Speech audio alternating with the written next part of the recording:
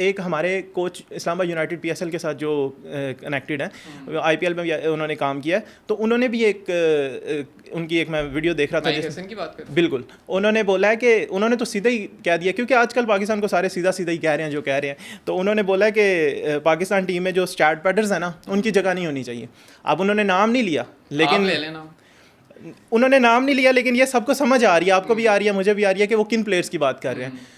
तो यार अब पाकिस्तान के लिए ये काफ़ी चीज़ें ना लोग ब्लंड होकर कहना शुरू हो गया, क्योंकि आसान हो गया ना T20 की। अब देखो पिछले क्रिकेट वर्ल्ड कप 2023 का जो इंडिया में हुआ है, उसमें आपके मैच के बाद आपके अपोजिशन का प्लेयर हार्दिक पांड्या, उन्होंने कह दिया कि पाकिस्तान के बैटर्स ने कोई इंटेंट ही नहीं दिखाया, जबकि वो सेटल थे। चले वो अगर ये तो देखें ना कि वो अपोजिशन ने तो रिमार्क्स देने हैं। मुझे आप ये बताएं कि हमने ये जो हम स्टार्ट पैडर्स जिनका हम, चले मैं ले लेता हूँ नाम, बाबर और रिजवान की बात कर रहे हैं ना, वो क्या इस T20 वर्ल्ड कप से पहले हमने डिफरेंट कॉम्बिनेशंस नहीं ट्राई किए? क्या हमने साइम अयूब को मौका नहीं दिया? क्या रिजल्ट निकला उसका? साइम अयूब आते थे, आउट हो जाते थे। हमने तो, उन्होंने तो, बाबर ने तो अपनी तरफ से रिस्पॉन्सिबिलिटी पूरी की ना, कि क्रिटिसिज्म आ रहा है, लोग नहीं खुश, तो उसने अपने आप को नीचे पुश किया कि बाज़ दफ़ा बाबर वन डाउन खेल रहा था, बाज़ दफ़ा रिजवान खेल रहा था, तो उसके सबके सामने रिजल्ट सामने कि वो टीम जेल नहीं कर पा रही थी उससे, बल्कि जब बाबर और रिजवान परफॉर्म कर रहे थे उससे बदतर परफॉर्मेंस हो रही थी। तो क्या करें अगर वो ओपन नहीं करेंगे तो फिर कौन करेगा? लेकिन देखो आपको ना, हम चीज़ों को देखते हैं आइसोलेशन में,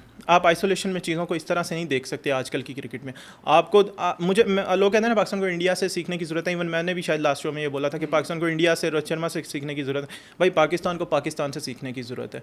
आज दो साल पहले सरफराज की कैप्टनसी, 4 साल पहले सॉरी 2 साल के लिए पाकिस्तान की टीम नंबर 1 थी T20s में, 2 साल के लिए ऑलमोस्ट। आपने 11 कंसेक्यूटिव सीरीज जीती। अब ये सीख लो यार उसका ओपनिंग पेयर कौन था। इसी में से 2 रिसोर्स थे, बाबर आजम एंड फ़खर जमान।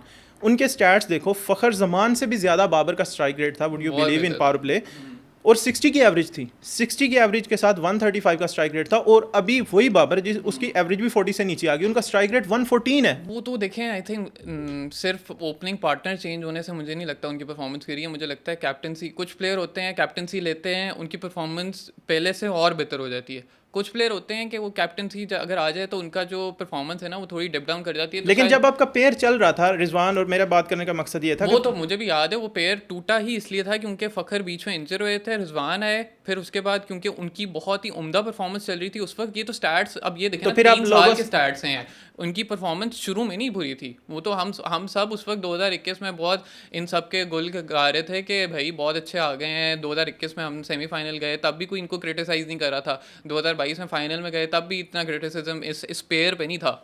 वो तो जब ऑब्वियसली अब एक हर अच्छी चीज़ का एक जिसे कहते हैं ना इख्तिताम होता है, तो वो जब एंड पे आया तो अब ऑब्वियसली उनके स्टार्ट्स भी गिर गए। लेकिन आई थिंक आपको ये अभी डिसाइड मेरे लिहाज से पाकिस्तान को करना है कि successful pair Fakhar and Babar का था या बाबर एंड रिजवान का है, क्योंकि आपके जो आप स्ट्राइक रेट की बात करते हो वो आपका 4 साल पहले हाई था, अब लो हो गया। तो आई थिंक सो ये पाकिस्तान को यही सोचने की ज़रूरत है, और अपने आप से जो मैं कह रहा हूँ सीखने की ज़रूरत है, वो यही देखो कि 4 साल पहले अगर बाबर का अपना स्ट्राइक रेट 135 था, आज 114 है, और दूसरे पार्टनर का 119 है, 119 है, तो वो I think so there is a problem जो है वो माइंडसेट में है।